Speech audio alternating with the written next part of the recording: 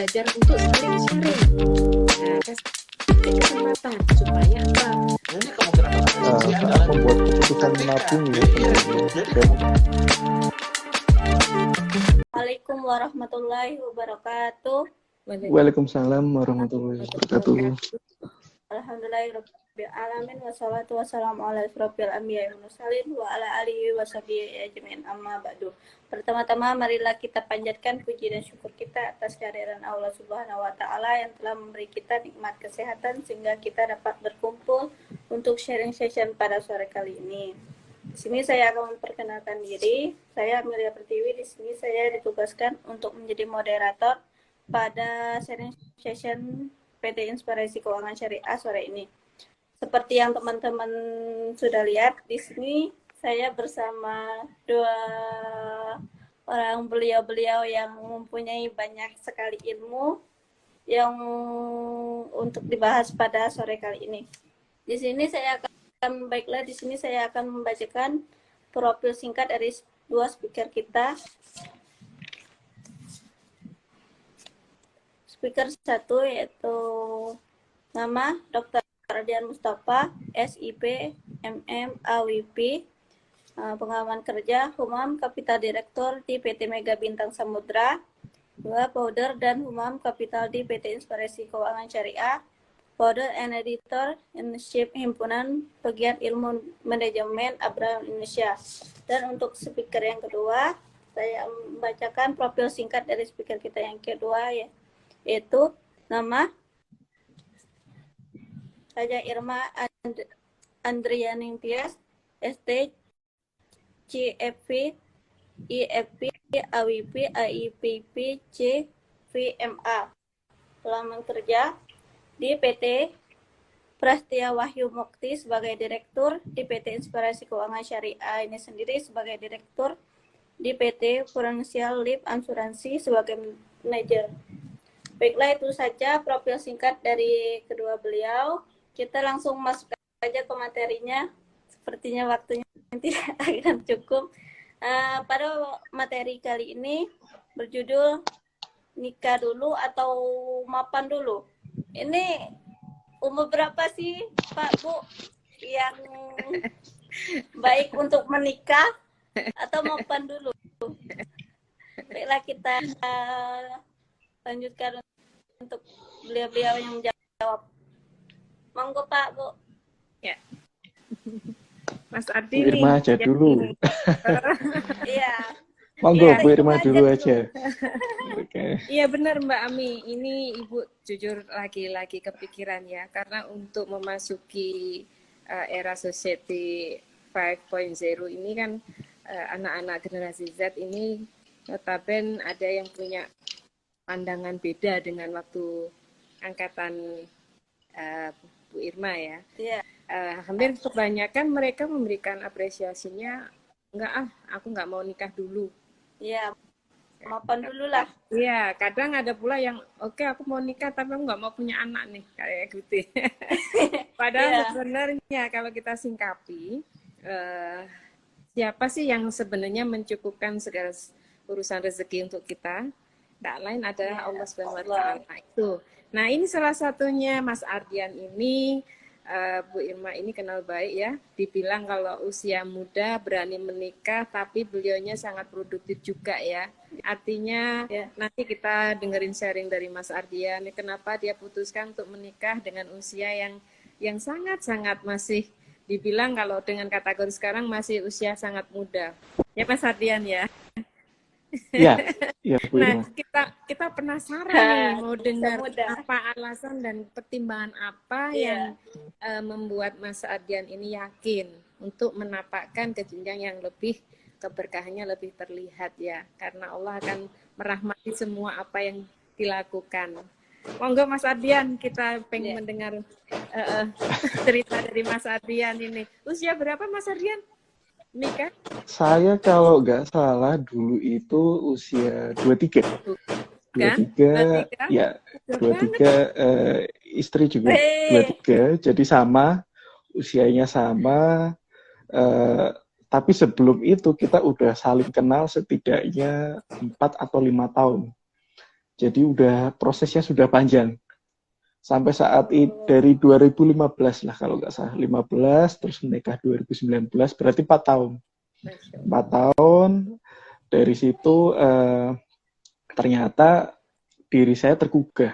Oh sebetulnya Allah itu memberikan jalan ke saya itu bahwa kita itu diciptakan berpasang-pasangan. Tapi kalau saat ini kita hanya menggantung ya di kehidupan saat ini dengan istri, dulu calon istri dan sekarang menjadi istri, itu nggak baik. Nah, itu salah satu pertimbangannya.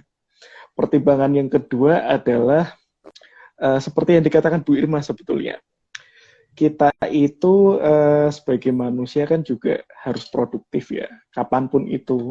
Mulai dari kecil kita juga diminta untuk selalu produktif menjalankan aktivitas yang ada. Setidaknya mulai dari saya kecil itu ya usia SD lah. Usia SD sampai SMP itu sudah belajar bagaimana berwirausaha. Jadinya kemampuan atau keterampilan dari diri sendiri, soft skill, hard skill itu sudah terbentuk sejak kecil. Dari situ juga menjadi salah satu alasan bahwa saya bisa survive nih, masuk ke level selanjutnya. Dari situ saya menikah di masa-masa sudah jalan S2 ya. Jadi untuk ilmu yang saya serap, untuk soft skill yang saya miliki, setidaknya sudah lebih dari cukup untuk mengarungi level kehidupan yang lebih jauh lagi. Itu yang kedua. Lalu yang selanjutnya, yang paling penting adalah dukungan orang tua. Dukungan orang tua itu juga penting agar kita bisa bersama-sama ya. Jadi bersama-sama itu maknanya saya sama istri bekerja sama untuk menjalin kehidupan, saling produktif, saling mendukung. Tentunya kan harapannya kalau seorang muslim menikah itu kan sakinah, mawadah, warahmah. Jadi bisa lebih harmonis, lebih penuh cinta, penuh kasih sayang. Tentunya dengan sesuai kaidah-kaidah Islam ya. Jadi menyelesaikan masa pacaran untuk masuk ke masa pacaran yang lebih berlanjut lagi. Iya, lebih betulan. Yang sebetulnya di situ. Tapi kalau saya lihat dari sisi keuangan, kalau keuangan, perencanaan keuangan yang saya lakukan sebetulnya juga terkesan mendadak sih saat itu. Tapi setidaknya saya sudah kenal sejak 2018 atau 2017 bagaimana merencanakan keuangan. Jauh sebelum tahun 2017, tahun 2018, saya sudah punya bisnis kecil-kecil sih sebetulnya. Bisnis online, kalau saya nggak punya produk ya saya jual jasa saya. Kalau saya pengen jual produk ya setidaknya kalau saat ini teman-teman biasanya itu kan jual produk sebagai pihak ketiga ya, sebagai reseller atau pihak keduanya. Jadi dari itu modal terkumpul akhirnya bisa menyiapkan nih. Karena kan kalau pernikahan kita setidaknya kan nggak cukup ya, 10 juta, 20 juta. Digitnya lebih banyak. Nah, setidaknya kurang lebih 20 juta. Nah, perencanaan pernikahan ini 200 juta, 200 juta. 200 juta ini harus cukup. Misalnya 200 juta harus cukup untuk mulai dari pra pernikahan, hari H, sekaligus untuk pasca pernikahan. Itu yang saya pikirkan di tahun 2018 dan tahun 2019. Jadi selama 1 tahun setidaknya, sebetulnya sama sih seperti orang-orang pada umumnya ya, menyiapkan sebuah pernikahan, perencanaan pernikahan, khususnya dengan dana pernikahan yang besar, seseorang itu membutuhkan waktu setidaknya 1 tahun. Nah, dari satu tahun itu kita bisa menimbang nih, berapa sih tabungan yang kita punya, lalu berapa sih investasi yang kita punya, lalu berapa sih inflasi yang terjadi saat itu atau 1 tahun kemudian. Itu harus saya hitung. Kalau misalkan 200 juta untuk menyiapkan dana pernikahannya, saya harus menyiapkan 200 juta itu untuk, biasanya ya kalau orang Jawa itu atau di masyarakat sekitar itu ada kirim doa dulu, nanti baru nanti masuk ke lamaran, nanti setelah lamaran ada apalagi hari H, setelah hari H juga ada kirim doa lagi atau apa ya namanya, saya lupa. Pokoknya banyak lah prosesinya.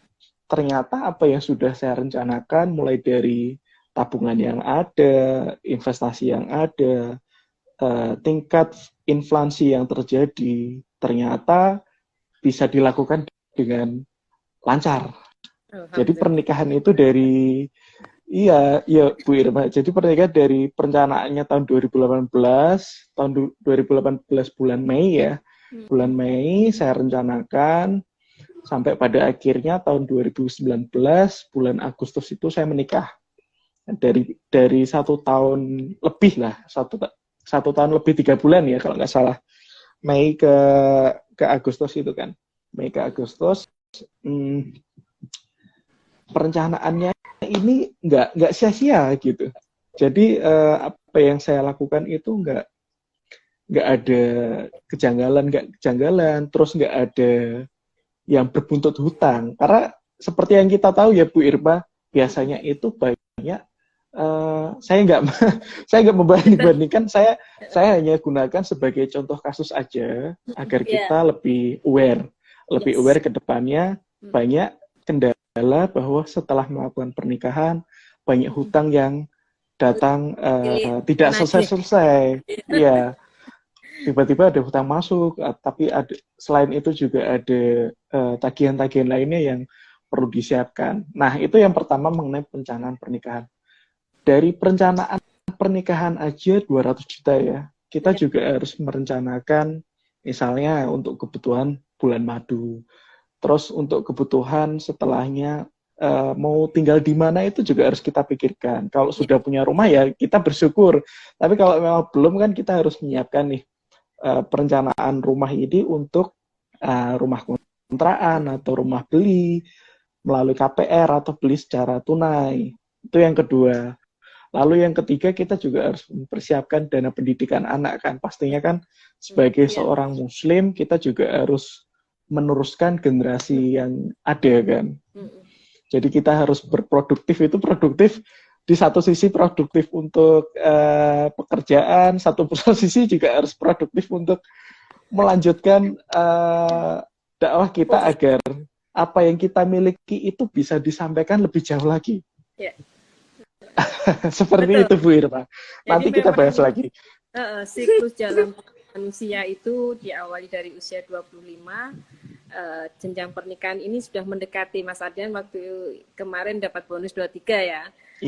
Siklus berikutnya yaitu terkait dengan keluarga muda yang pasti hari ini ada terbayang sisi tempat tinggal yang harus kita siapkan untuk keluarga kecil kita.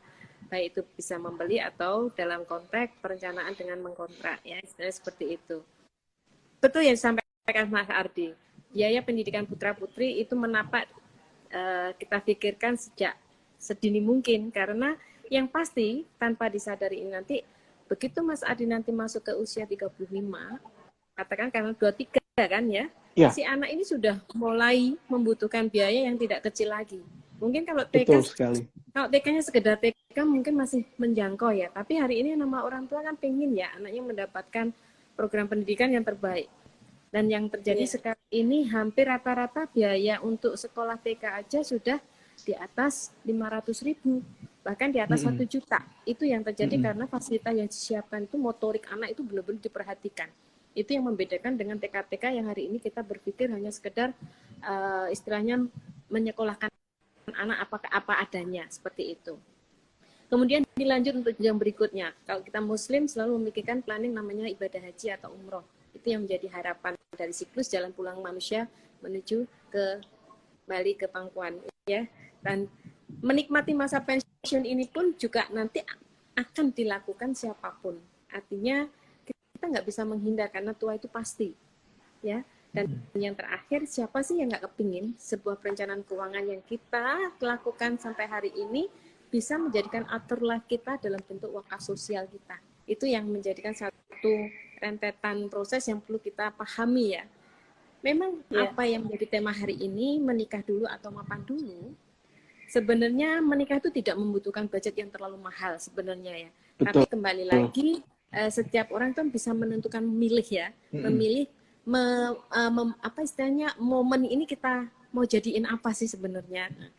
Nah, ini yang menjadi katakanlah generasi Z yang saat ini yang notabene adalah generasi useless generation, itu berpandangan dengan nominal gede itu dia sudah merasa kayak tembok gede di depannya yang harus ditakutan dan ketakutan seperti itu. Nah, ini yang jadi pembahasan menarik, Bu Irma. Jadi kalau memang sudah memutuskan untuk menikah, setidaknya harus ada beberapa poin pertanyaan yang harus ditanyakan, yang harus direncanakan bersama dengan pasangan ya. Biasanya harus diskusi, betul, karena kan harus terbuka karena keberlanjutannya itu sangat panjang ya. Jadi menikah itu bukan urusan satu hari resepsi udah selesai, enggak. Jadi biasanya pertama itu kalau kita dari transisi kerja ke pernikahan itu kan kita harus aware ya mengenai sifat pekerjaan orang dewasa itu biasanya kan tidak pasti. Kadang naik, kadang turun. Kalau pengusaha juga demikian sih. Kadang punya omset yang tinggi, kadang juga tiba-tiba rendah. Itu harus diperhatikan dengan pasangan. Dibicarakan secara terbuka, secara keberlanjutan. Jadi nggak 1 hari 2 hari selesai. Nggak, biasanya butuh waktu yang disiapkan. Yang pertama biasanya, apakah pekerjaan melibatkan berpergian secara ekstensif? Nah, berpergian secara ekstensif ini maksudnya pekerjaan yang membutuhkan pekerjaan keluar kota, mengurangi waktu yang dihabiskan bersama di keluarga. Itu biasanya kan akan membuat adanya tambahan variable cost ya, saat mereka sudah melakukan pekerjaan. Sekaligus mengenai pernikahan juga kurang baik ya, kalau misalkan istrinya di rumah, suaminya keluar kota 1 minggu, pulangnya hari Minggu aja. Itu kan juga harus dibicarakan, harus didiskusikan, betul. Yang kedua, sama seperti tadi, tapi pertanyaannya agak berbeda. Apakah keluarga harus sering pindah karena pindah kerja? Nah, yang seperti ini biasanya orang-orang yang memiliki profesi yang berkaitan dengan pemerintahan ya. Biasanya seorang PNS atau seorang TNI, seorang Polri, itu juga harus direncanakan terlebih dahulu. Karena kalau tidak akan menimbulkan masalah-masalah di kemudian hari. Yang ketiga, apakah pekerjaan tersebut memerlukan kerja lembur, sering pada malam hari, dan di akhir pekan. Ini juga sangat penting, karena ini menimbulkan plus minus sih sebetulnya. Kalau kita kerja lembur kan, kalau lemburnya nggak lebih dari 8 jam kerja, hanya 3 jam atau 2 jam, itu kan masih fan-fan aja ya. Toh juga akan meningkatkan income kita untuk menyiapkan pernikahan. Kalau minusnya kan biasanya kalau pasangan tidak bisa mentoleransi, tidak tahu ukuran toleransinya, itu akan jadi sebuah masalah. Nah, yang keempat, apakah pekerjaan membutuhkan tanggung jawab hiburan yang berat atau melibatkan jenis aktivitas karir 2 orang? Ini juga akan jadi masalah, karena transisi dari pekerjaan ke pernikahan itu kan kadang itu kalau kita kerja berbeda lawan jenis di suatu tempat kan juga bisa menimbulkan konflik ya di rumah. Oh, kenapa kok kerjanya selalu dengan ini? Nah, ini jadi pertanyaan. Itu juga bisa jadi dinamika dalam menyiapkan pernikahan. Jadi nggak semata-mata kita menyiapkan uang aja, tapi persiapan mental, persiapan batin diri sendiri itu juga harus didiskusikan dulu dengan pasangan. Apakah betul-betul siap untuk menjalani kehidupan setelah ini? Nah, itu baru 4 poin. Poin kelima. Apakah pekerjaan dengan tekanan tinggi yang mempengaruhi kualitas kehidupan keluarga? Nah, pekerjaan dengan tekanan tinggi ini biasanya terkait dengan pekerjaan pada level manajemen atas atau manajemen tengah ya. Seorang yang sudah memiliki level pimpinan atau pekerjaan yang memiliki tekanan resiko. tekanan dari resiko pekerjaannya. Biasanya resiko pekerjaannya tinggi itu ada di pekerjaan yang berkaitan dengan udara, dengan laut, atau pekerjaan yang berkaitan dengan migas, minyak dan gas, atau pekerjaan yang berkaitan dengan konstruksi itu juga berisiko tinggi. Ini juga bisa menimbulkan suatu masalah di kemudian hari. Bisa masalah keuangan, bisa masalah konflik pribadi, konflik antar individu ya. Nah, mengenai pekerjaan bertekanan tinggi, kalau kita merencanakan sebuah pernikahan, setidaknya kita juga harus merencanakan yang namanya jaminan resiko. Nah, jaminan resiko ini biasanya kita kenal dengan life insurance ya. Life insurance ini harus kita miliki. Setidaknya BPJS, jaminan sosial yang sudah dimiliki oleh pemerintah ya untuk warga negara Indonesia. Namun kalau kita memiliki pekerjaan dengan tekanan yang tinggi, resiko yang tinggi, setidaknya kita harus melihat nih, kalau resikonya sekian, saya investasi pada pekerjaan. Pekerjaan itu juga salah satu metode kita untuk melakukan investasi ya. Investasi untuk tabungan, untuk deposito, untuk yang lainnya. Setidaknya kita ada asuransi untuk menyiapkan diri kita saat kita sudah punya black card dari BCA. Saya sebut merek ya. tapi kita nggak suka nih ngeluarin black card ini untuk volume yang besar. Harusnya kita punya black card yang lainnya ya Bu Irma. Betul, ya. Jadi Black card ini yang sangat penting. Jadi apa yang disampaikan Mas Ardi itu kalau di dalam perencanaan keuangan keluarga Sakinah, sebuah prosesnya dimulai dari di awal pendapatan itu harus halal dan baik ya. Kemudian ada pemenuhan kebutuhan primer yang menjadikan satu tolak ukur ya. Kemudian berlanjut pemenuhan kebutuhan sekunder. Memelihara surplus juga merupakan rangkaian sebuah perencanaan keuangan keluarga Sakinah. Dan yang terakhir seperti yang disampaikan Mas Ardi, itu termasuk manajemen kontingensi ya, manajemen risiko keuangan. Itu yang memang hari ini harus benar-benar kita paham sebagai orang muda, walaupun usia 20, 23, 25, bahkan yang sudah sepuh pun, mereka merasa ada ketakutan karena apa? Belum sedikit memahami makna daripada perencanaan keuangan keluarga Sakinah ini sendiri. Karena apa? Kembali lagi, segala apa bentuk ikhtiar yang kita lakukan hanyalah prosesi ya. Prosesi di mana kita ini benar-benar menunjukkan bahwa apa yang akan Allah berikan berupa rezeki ini harus melalui proses yang sangat-sangat penuh dengan perjuangan. Kembali lagi bahwa segala apa yang akan terjadi semuanya adalah milik Allah. Mencukupkan segala sesuatu kebutuhan umatnya juga hak mutlak adalah Allah yang punya. Hingga akhirnya tujuan perencanaan keuangan ini sering dilupakan, Mas Ardi. Tujuan keuangan ini sebenarnya kalau kita mau berpikir lebih dalam ya, saya bisa mengatakan bahwa tujuan perencanaan keuangan ini adalah sakinah. Mencari sebuah ketenangan yang Allah sudah siapkan, ya, di mana sebenarnya tidak perlu dicemaskan, apalagi kita takutkan. Dari menikah dulu atau mapan dulu, sebenarnya kita hanya sekedar produktif aja. Insya Allah dengan pernikahan itu, rezeki akan ditambahkan Allah. Karena apa? Secara gampang aja. Mas Adi dulu belum menikah 1 orang. Yang pasti uang sakunya dipakai untuk orang diri. Iya. Ya? Kemudian sekarang menikah, ada berapa orang Mbak Ami? 3 orang sekarang. 2 orang. Yang menikah 2 orang, ya betul. Selesai menikah 2 orang. Yang pasti makanan kan harus diseplit 2 piring kan? Ya. Nah, coba dirasakan. Apakah Allah akan membiarkan Mas Ardi untuk makan cukup 1 piring aja? Kan nggak mungkin. Ketambahan si Dede ini keluar. Nah, disitulah proses yang hari ini bahwa memang benar-benar tujuan perencanaan keuangan adalah sakinah itu benar-benar kita rasakan di sini. Jadi seperti Mbak Ami ya, sebagai calon ibu rumah tangga, menteri keuangan ya, bendaharanya ke rumah tangga, itu nggak perlu takut. Artinya harus ada keterbukaan dengan pasangan.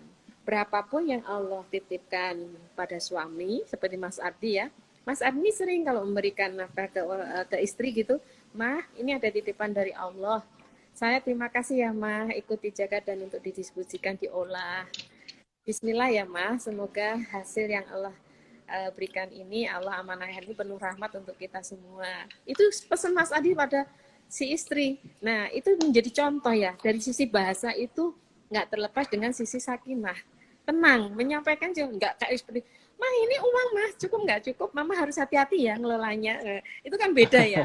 Mama jangan boros loh ya, itu beda. Nada yang disampaikan tuh penuh dengan makna sakinah, itu kerasa banget Mas Adi setiap ada komunikasi dengan pasangannya. Dengan si kecil pun masalah uang jajan, Masya Allah. Dek, coba incipin gimana rasanya. Ini manisnya Allah kasih rahmat ke kita. Loh, itu sebuah pendidikan yang luar biasa. Nggak ada namanya pernikahan nggak enak ya Mas Adi ya. Betul. Selama kita hari ini produktif, bukan meminta produktifnya yang dengan nominal tinggi, bukan.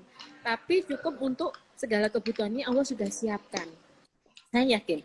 Mas Adi punya usaha dengan jumlah total karyawan nih hampir 30 orang. Itu kan juga membutuhkan gaji yang nggak sedikit. Siapa yang hari ini mencukupkan? Allah. Kalau kemarin sendirian, Mas Adi nggak akan mungkin, katakanlah disiapkan Allah untuk 30 orang plus keluarganya. Benar kan Mas Adi ya? Iya. Inilah betapa besar satu kedewasaan Mas Adi dan komunikasi dengan Allah itu benar-benar dijaga. Disinilah rahmat Allah yang benar-benar bisa kita petik ya. Kita bisa menyerap hal positif dari sisi Mas Ardi. Muda, produktif, nggak punya gaya hidup terlalu tinggi, bisa membedakan ini need, ini dream, kemudian bisa mengelola dengan baik atas izin Allah, disyukuri dan sebagainya. Dan akhirnya Mas Ardi nggak stres walaupun usia sekarang menginjak usia berapa Mas Ardi? Sekarang mau ke 27. Nah, loh. Makanya Masya Allah, ini contoh yang perlu kita benar-benar kita tiru ya. Artinya kita ambil sisi baik Mas Adi ini. Karena ada banyak nih, hanya berpikir nafsu. Yang penting nikah dulu, masalah kecukupan nanti dipikir belakang. Nggak taunya dalam perencanaan keuangan, memanage semua apa yang rezeki Allah titipkan, itu ngawur. Belum pernah amanah dalam mengelola keuangannya. Itu yang bikin Allah mengingatkan. Ya udah kalau tak titipin segini aja kamu sembrono. Kamu nggak mengalokasikan, mendistribusikan di jalan yang baik. Ya sudah, aku nggak titipkan dulu. Misalkan kayak gitu kan, Allah memerintahkan kan. Saya yakin bahwa dalam surat Al-Fat 4 ya, itu dialah yang telah menurunkan ketenangan ke dalam hati orang-orang mukmin supaya keimanan mereka bertambah di samping keimanan mereka yang telah ada. Dan kepunyaan Allah lah yang kepunyaan Allah lah tentara langit dan bumi, dan adalah Allah lah Maha mengetahui lagi Maha bijaksana. Ini jelas banget gitu loh. Bahwa semua yang sudah Allah siapkan untuk kita itu nggak perlu diragukan lagi. Kita dalam meniti apapun proses kehidupan ini, jalan menuju pulang lagi ke Allah itu sebenarnya sangat indah. Dengan proses pernikahan ini, separuh ibadah kita itu juga tercapai ya Mas Adi ya. Kalau saya Iya, betul. nah, itu yang mungkin ini Mas Adi atau Mbak Amel mungkin bisa menanyakan Pak Ardi nih. Untuk istilahnya menghindari rasa takut yang notabene hari ini banyak menjadikan penyakit si generasi Z ya. Pacaran oke, tapi untuk melanjutkan jenjang yang seperti itu. Boleh nih Mbak Ami, boleh minta sharing sama Pak Ardi nih, minta strateginya apa yang mau disampaikan Mbak Ami nih supaya mungkin mendidik si istri ya, memberikan arahan istri. Pak Ardi bagaimana? Nggak apa-apa karena terkait dengan perencanaan keuangan ini merupakan fondasi kuat di dalam sebuah rumah tangga. Karena kalau kita landasan ini sudah rapuh, yang pasti naudzubillah min dzalik ya, semoga perceraian itu tidak akan datang menghampiri kita. Itu yang harus benar-benar kita jaga. Monggo kalau Mbak Ami mau tanya, ini mumpung ada Pak Ardi yang hari ini sudah sama Allah ditunjukkan nih sesosok yang bisa menjadi panutan kita. Jadi monggo Mbak Ami mau nanya apa ini mumpung loh ya. Oh. Silahkan Ami. Atau yang ditanyakan Bu Irma aja. Mengenai generasi Z ya. Iya. Yang generasi Z tadi. Iya. Oke. yang takut nikah? Sebetulnya kalau saat ini ya, pernikahan itu Ya. masalahnya itu cukup kompleks ya. Seperti yang dikatakan Bu Irma tadi. Tapi kalau kita melihat ke satu dekade ke belakang, permasalahan perkawinan asortatif itu pernikahan yang mengkaitkan dengan keluarga sendiri, keluarga dekat atau Ya. ya keluarga nggak dekat-dekat amat sih, itu juga menjadi salah satu faktor kita itu susah untuk melakukan menikah. Itu juga banyak kita jumpai di masyarakat Indonesia ya pada khususnya. Selain itu perbedaan jenis kelamin, terus poin-poin 5 poin yang tadi saya sebutkan tadi itu juga menjadi faktor penghambat pernikahan ini menjadi tertunda. Lalu kestabilan dari pendapatan atau kestabilan dari income-nya orang dewasa muda. Dewasa muda itu ya usia-usia udah selesai S3, SD, SMP, SMA. Biasanya itu kan transisi dari remaja ke dewasa ya, dewasa muda, Ya. masuk ke life quarter di usia 20-an sampai ke 25 sampai ke 30 itu kan menjadi salah satu faktor yang juga akan dipertimbangkan dalam menikah. Khususnya kalau kita lihat generasi Z itu lahir dari tahun 2000 ya. Tahun 2000 dan sekarang 2022 setidaknya udah usia 22 tahun. Pertimbangan yang saya katakan tadi itu juga harus menjadi pertimbangan khusus. Nah, selain itu juga harus memperhatikan karakteristik pasangan. Jadi diri sendiri harus dilihat, pasangan juga harus dilihat.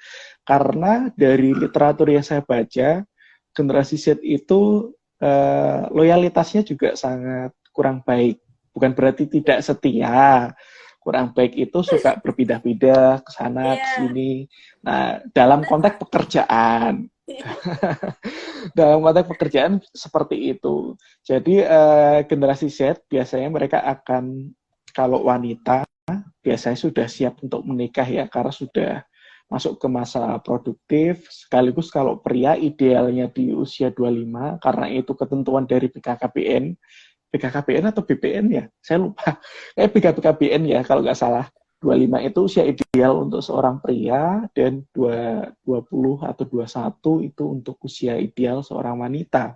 Itu harus diperhatikan. Selain itu mengenai perubahan ekonomi sebuah negara atau faktor dari kalau kemarin itu resesi ya. Resesi itu juga menjadi salah satu faktor kita menunda pernikahan. Nah, bagaimana sih solusinya agar kita tetap bisa menikah? Kita harus kita harus lebih mandiri dari permasalahan-permasalahan yang ada tadi. Kalau saat ini, saya bicara untuk seorang pria atau laki-laki ya.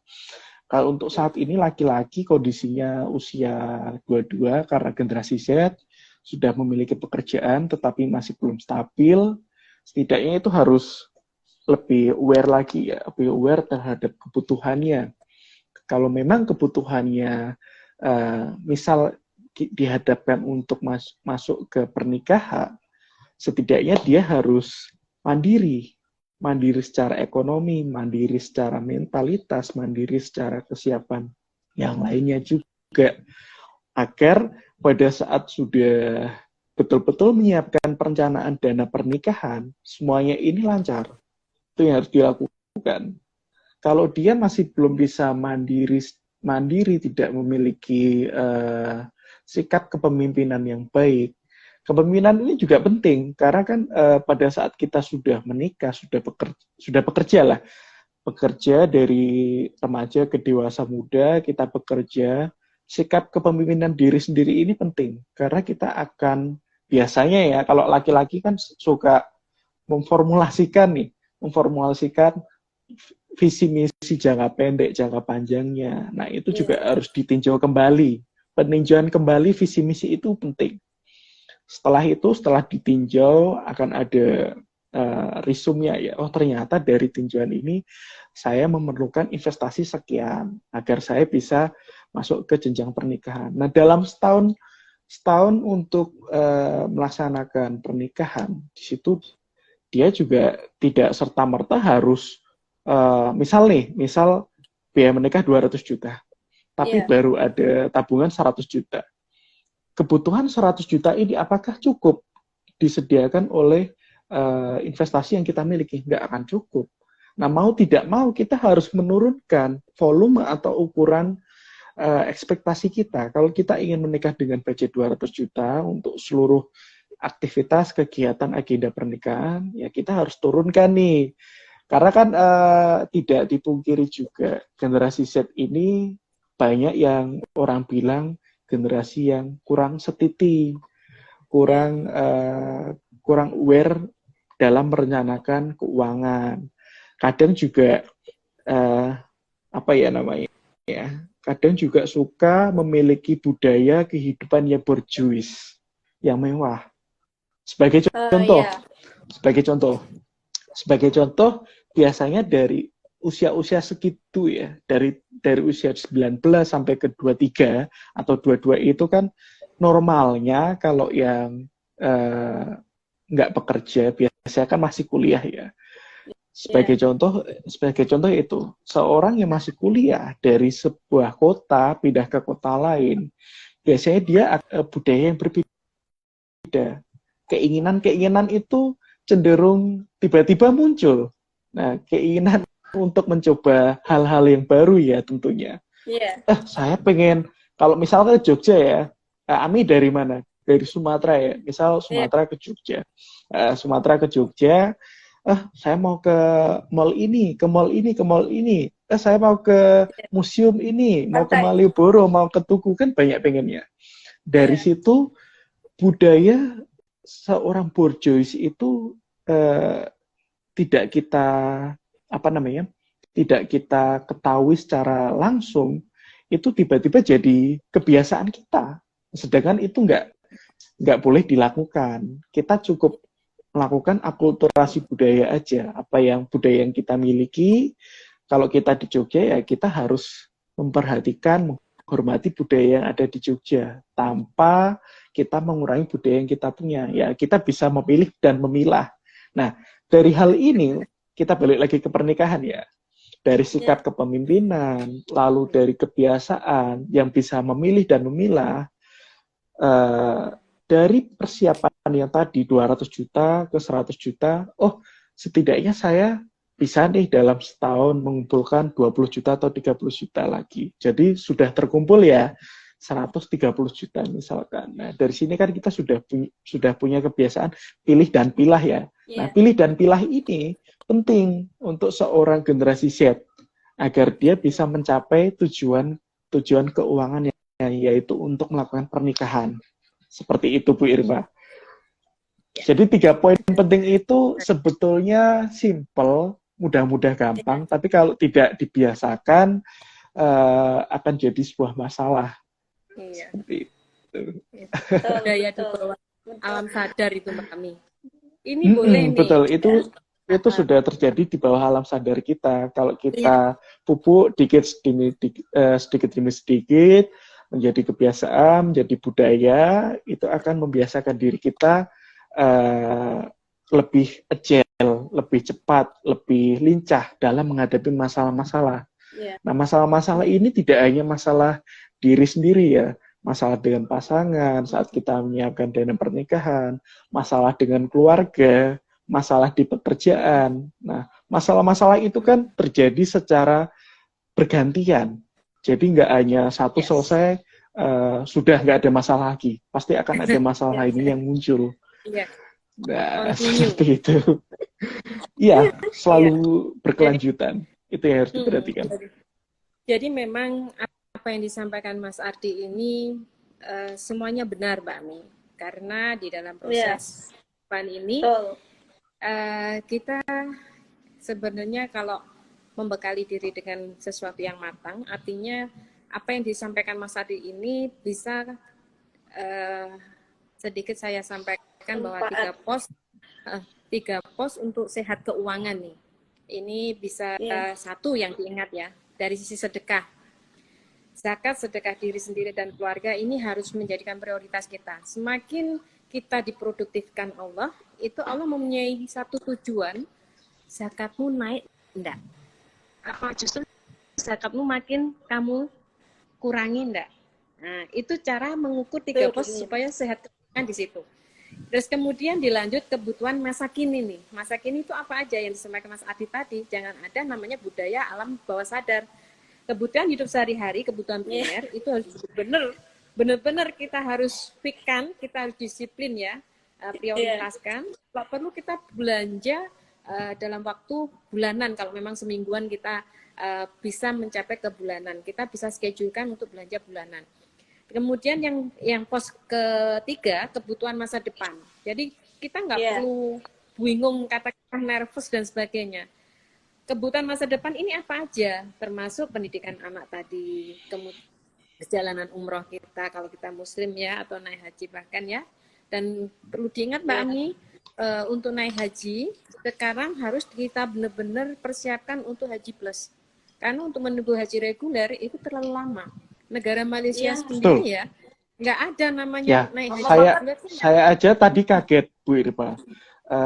Saya tadi nggak sengaja cek nomor porsi saya dan orang tua ya. Ternyata yang awalnya saya harus berangkat di tahun 2030 besok, ternyata mundurnya banyak di tahun 2053. Jadi kalau saya hitung itu masih 20 tahunan lebih. Jadi di usia 57 itu baru bisa berangkat haji. Sedangkan itu harus iya, memang kebijakan. Sedangkan itu sudah mendaftar di tahun 2016 atau 17 gitu kalau nggak salah. Betul sekali. Tapi ya sebenarnya kalau kita sudah niat kuat, kemudian ikhtiar kita ini juga nggak pernah katakanlah di off kan ya, kita lakukan katakanlah hari ini haji plus itu sekarang rata-rata kan sekitar bukan yang di atas 500 loh ya, rata-rata 200 juta nih bisa dibilang ya. Ya, itu katakanlah kalau kita mau mindsetkan 5 tahun dengan mohon maaf ya, kalau kita sudah siaga keuangan keluarga sakinah yang pasti memiliki pendapatan rutin, bukan besar atau banyak ya, kemudian membuat catatan keuangan harian dan anggaran bulanan juga dilakukan, memprioritaskan kebutuhan primer, membedakan kebutuhan juga dengan keinginan, menjaga kondisi surplus cash flow-nya kita, menghindari hutang ya bila terpaksa. Itu pun harus ada batasan limit maksimal cicilan harus 30% dari pendapatan. 5 tahun kita mau planning kan nih, misalkan mau haji plus ya, kita di keluarga kita ada berapa anak misalkan gitu. Katakanlah untuk Mas Adi suami istri sama 1 anak nih. 5 tahun ke depan kalau dengan katakanlah 200 berarti 600 ya bertiga misalkan.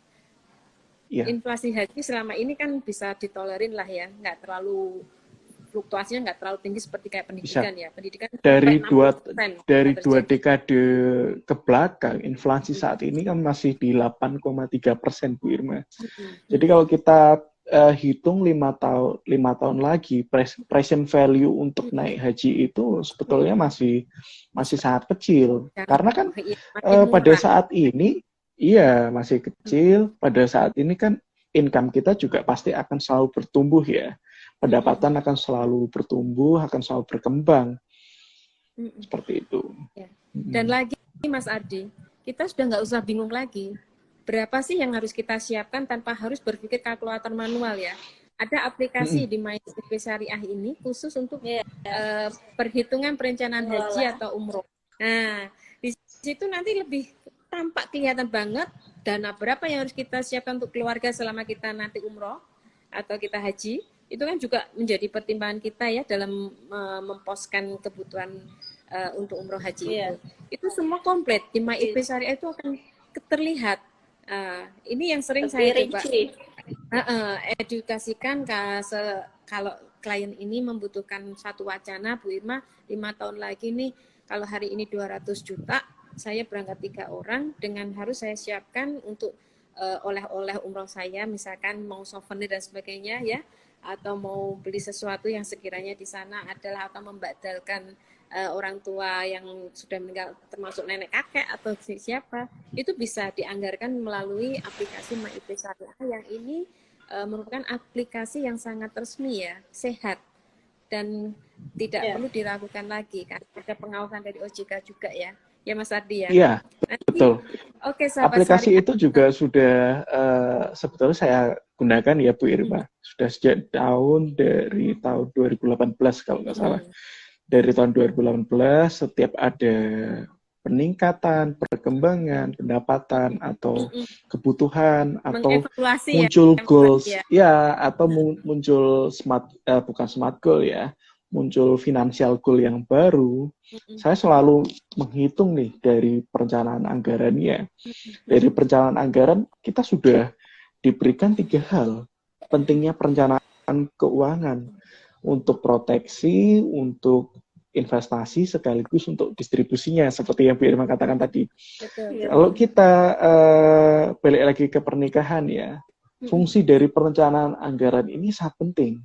Karena kita akan tahu berapa banyak sih yang harus kita siapkan untuk mencapai goals dari financial distribution-nya atau wakafnya. Kalau kita seorang muslim yang paling wajib itu kan dari zakat ya Bu Irma ya. Kalau yang lainnya itu bersifat opsional. Nah, dari sini aplikasi ini ternyata betul-betul mengingatkan kita untuk peduli dengan perencanaan keuangan untuk kehidupan kita di dunia dan di akhirat. Itu yang pertama. Untuk yang akhirat, oke, udah ya. Kita harus menyiapkan persentase zakat yang harus kita berikan kepada yang membutuhkan, kepada yang harus menerima. Yang kedua, kita akan selalu tahu berapa banyak cash flow yang kita miliki, berapa banyak hutang produktif yang kita miliki, berapa banyak hutang konsumtif yang kita miliki. Untuk mengantisipasi inflasi, untuk menghadapi suatu hal yang tak terduga, untuk menghadapi kebutuhan yang makin banyak. Di sini saya tahu, oh ternyata hutang produktif saya untuk saya kembangkan itu sebanyak ini. Misalkan kalau memiliki income dalam 1 tahun itu di nominal 150 juta misalnya. 150 juta berapa persen? Misalkan 30% ya Bu Irma biasanya untuk hutang produktif dan 20% untuk hutang konsumtif, dan itu paling banyak. Nah, misalnya ke case yang tadi, ke pernikahan tadi. Seorang sudah punya tabungan sebesar 100 juta rupiah, sedangkan kebutuhan pernikahan di 200 juta rupiah. Kalau kita menilik kembali, mereview kembali anggaran yang kita miliki, kita memiliki yang namanya hutang konsumtif. Nah, hutang konsumtif itu bisa kita kembangkan, kita masukkan ke hutang produktif, yang mana 150 juta, 30% dari 150 juta, setidaknya 50 juta itu sendiri ya. 50 juta itu sendiri bisa kita tambahkan dari persentase yang ada di hutang konsumtif sebesar 20%. Hutang konsumtif ini sifatnya bisa kita minimalkan. Jadi tidak boleh kita paksa untuk kita naikkan ya persentasenya. Ini yang sangat penting yang harus diperhatikan rekan-rekan IKS. Hutang konsumtif itu harus diminimalkan dan hutang produktif ini harus dimaksimalkan. Dari mana? Dari hutang konsumtif yang kita miliki. Selain itu, dari perencanaan anggaran, ternyata saya juga bisa menyiapkan anggaran untuk kehidupan sehari-hari. Tapi sebelum itu, saya diingatkan kembali nih, karena seorang laki-laki atau seorang perempuan, setidaknya kan kita harus menjaga pilar-pilar keuangan kita. Biasanya pilar keuangan kita itu berbentuk segitiga ya Bu Irma. Ada yang saya sebutkan tadi, ada protection, accumulation, sama distribution. Protection ini tidak kalah penting, tidak boleh dilupakan. Karena protection ini bisa menanggulangi, bisa memberikan kita penangguhan bila kita terjadi sebuah resiko. Resiko apa aja? Resiko kematian itu pasti kan. Resiko kematian. Resiko kedua, resiko bila kita terjadi sakit. Terjadi sakit, kita bisa mengcover resiko itu dengan asuransi. Selain itu, dari proteksi sudah. Kita lanjut ke perencanaan anggaran itu ke anggaran kebutuhan sehari-hari, anggaran untuk investasi, itu juga ada. Perencanaan anggaran di aplikasi MyFPI Syariah yang kita miliki bisa kita gunakan secara real time, secara terus-menerus, tidak hanya satu kali. Akan tetapi aplikasi ini tidak sembarang orang bisa memiliki. Jadi rekan-rekan IKSH bila ingin mendapatkan insight yang lebih bagaimana perencanaan anggaran, bagaimana merencanakan dana pernikahan khususnya, atau pada umumnya kita bisa merencanakan seperti tadi yang Bu Irma katakan, perencanaan pendidikan anak, perencanaan KPR, kepemilikan rumah, perencanaan dana untuk yang lainnya, apa aja, Ami? Umroh haji, lalu ada untuk hari tua, pensiun, sekaligus perencanaan dana untuk dana darurat tadi. Yang terakhir ada untuk laporan pribadi, laporan keuangan secara komprehensif, itu juga bisa dilakukan. Betul. Ya, betul. Jadi, namun harus melalui pendidikan dan pelatihan dulu ya, Bu Irma. Iya. Jadi nggak semata-mata bisa kita lakukan, saya download nih di Play Store atau iOS Store, nggak bisa. Jadi harus melalui pendidikan dulu, pelatihan dulu, ya harus ada pemahaman yang lebih. Namun betul, minimal bisa mengoperasikan. Akan tetapi perencanaan keuangan secara filosofis ya, perencanaan keuangan ini akan kita lakukan, kita akan melakukan sebuah perencanaan keuangan atau merencanakan keuangan untuk tujuan keuangan jangka pendek dan jangka panjang. Bahkan untuk yang tidak bisa kita ketahui, bahkan untuk yang sekiranya tidak akan terjadi, itu harus kita rencanakan. Nah, kalau kita sudah punya aplikasi yang bisa kita akses di gadget kita, di smartphone kita juga membutuhkan yang namanya penasihat keuangan. Nah, penasihat keuangan ini juga harus betul, karena penasihat keuangan akan memberikan insight yang lebih dalam lagi. Jadi tidak hanya secara menyeluruh, secara meluas, tapi lebih dalam lagi, akan memberikan financial check up secara berkala, akan memberikan resume-nya, akan memberikan nasihat secara komprehensif, tidak hanya satu kali, namun berkelanjutan ya Bu Irma. Ini sangat penting. Sangat penting. Jadi karena memang kelebihan penggunaannya itu tidak hanya untuk jangka pendek, tetap membutuhkan seorang perencana keuangan yang expert, yang memiliki gelar advisor untuk memberikan nasihat-nasihat keuangan yang fundamental. Betul.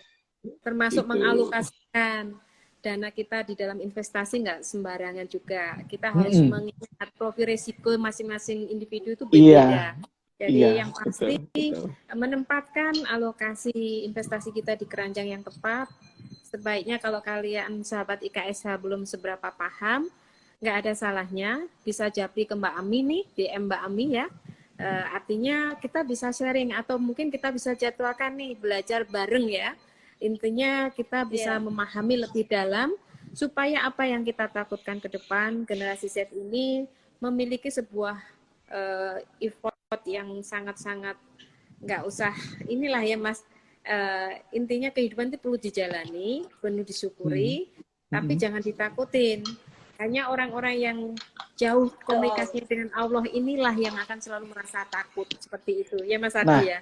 Itu sebetulnya juga tergantung bila kita melakukan sebuah investasi ya. Investasi itu pasti memiliki sebuah resiko. Dan resiko itu tidak bisa kita hindari. Tapi resiko itu bisa kita reduksi. Bahkan resiko itu bisa kita rasakan bersama. Kita bisa mentransfer sebuah resiko. Nah, kalau kita bisa mentransfer sebuah resiko, ini yang tadi saya kelewatan Bu Irma. Ternyata kan saya bisa mentransfer nih sebuah resiko yang saya miliki setelah melakukan pernikahan. Jadi resiko yang yang akan terjadi esok hari, ternyata setelah menikah bisa saya reduksi resikonya. Yang jelas ya, kalau saya melakukan sebuah bisnis karena seorang wirausaha, saya bisa mentransfer resiko yang saya miliki, misalkan resiko pekerjaan ke pasangan, itu yang pertama. Lalu resiko yang kedua, kalau kita bicara sebuah keuangan, kita akan bicara sebuah hal yang namanya estate sama legacy ya. Yes. Legacy ini tidak bisa kita habiskan sendiri. Betul. Normalnya seorang muslim itu kan bisa mencapai sebuah kehidupan itu maksimal di usia 60 ya rata-rata. Nah, kalau kita memiliki sebuah pasangan, setidaknya kita bisa lebih produktif,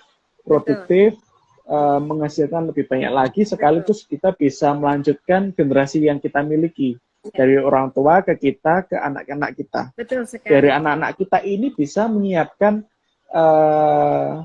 legacy kita atau warisan kita ini untuk diberdayakan ke bisnis yang lebih jauh lagi.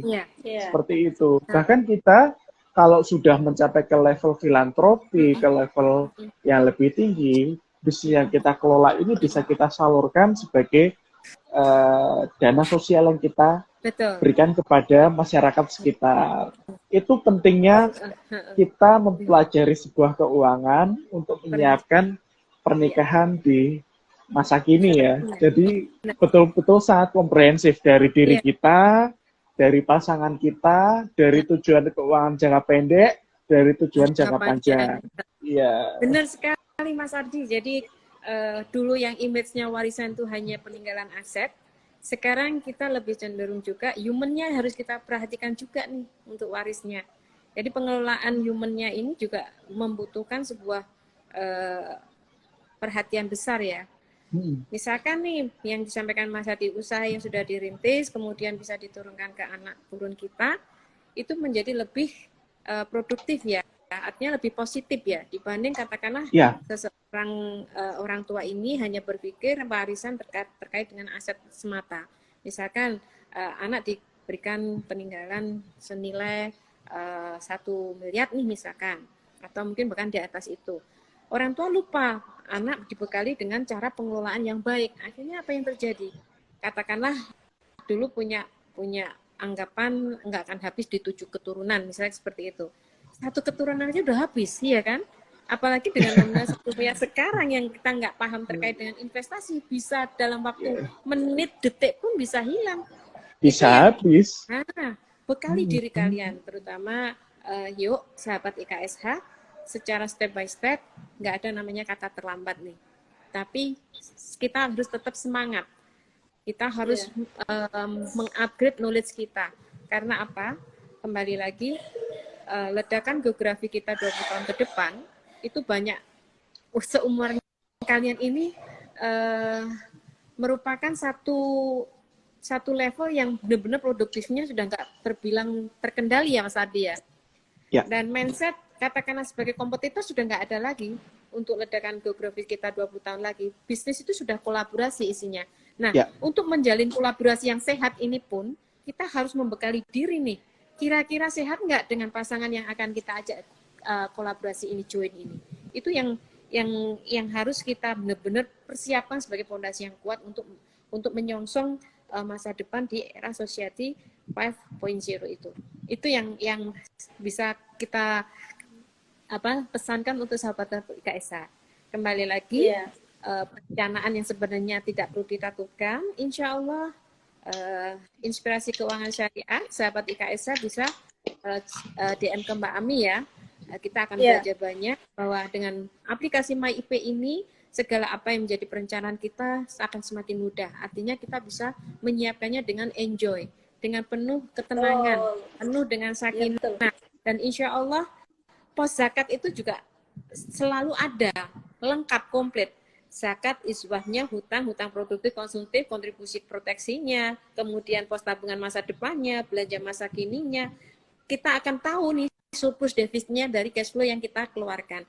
Yang penting hari ini kita harus tata ulang, kita harus segera menata apa yang menjadikan persiapan masa depan kita. Insya Allah lah, apa yang kalian takutkan itu nggak akan terjadi. Yang ada adalah rahmatillah ta'ala. Karena apa? Proses menuju kita pulang lagi. Pulang kemana? Bukan pulang ke rumah, tapi rumah abadi. Katakan seperti itu kan. Karena kematian itu adalah kepastian. Jadi kita harus menata sedemikian rupa dengan harapan setiap aktivitas yang kita lakukan tidak terlepas dari menghadirkan Allah dalam setiap apa yang akan kita lakukan. Seperti itu ya Mas Adi. Betul. Ya. Oke, summary Ya. dari saya mungkin sebagai pengingat aja. Ya. Tadi sudah saya katakan ya beberapa, karena ini juga udah pukul 5 lebih 14. Saya khawatir Dapat tiba-tiba bonus. close sendiri. Iya.